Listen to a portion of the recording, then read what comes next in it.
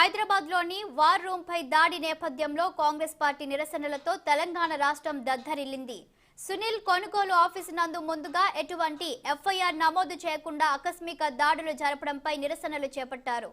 TPCC ఆదేశాల మేరకు ఖమ్మం జిల్లా కాంగ్రెస్ పార్టీ అధ్యక్షులు పువ్వాల దుర్గా ప్రసాద్ ఆధ్వర్యంలో కేసీఆర్ దిష్టిబొమ్మ దగ్ధం చేశారు. బీఆర్ఎస్ నేతలకు పోలీసులు తొత్తులుగా ఉంటూ కాంగ్రెస్ పార్టీ నాయకుల ఆఫీసులపై దాడులు చేస్తున్నారని, వీటిని తీవ్రంగా ఖండిస్తున్నామని పువ్వాల దుర్గా ప్రసాద్ అన్నారు.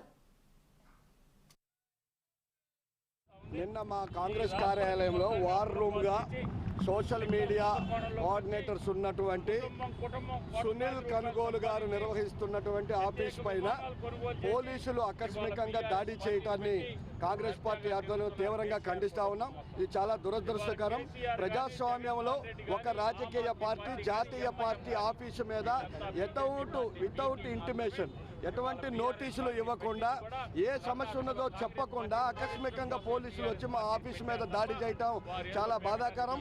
ఆటవిక పద్ధతి. ప్రజాస్వామ్యంలో ఒక జాతీయ పార్టీ కార్యాలయం పైన ఎటువంటి కవ్వింపులు లేకుండా, ఎటువంటి నోటీసులు లేకుండా రావటాన్ని కాంగ్రెస్ పార్టీ తీవ్రంగా ఖండిస్తా ఉన్నాం. ఇటువంటి చర్యలకు పాల్పడితే భవిష్యత్తులో కాంగ్రెస్ కార్యకర్తలు మీకు బుద్ధి చెప్పడానికి సిద్ధంగా ఉన్నారు. నీ దిష్టి బొమ్మను తగలబెట్టడం కాదు, భవిష్యత్తులో నీకు కూడా ఇలాంటి కర్మ పడుతుందని చెప్పేసి కూడా కాంగ్రెస్ పార్టీ తరఫున